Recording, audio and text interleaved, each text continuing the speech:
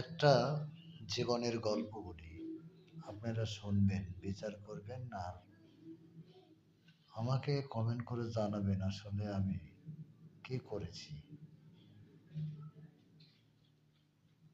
জীবনের গল্প বলতে যেমন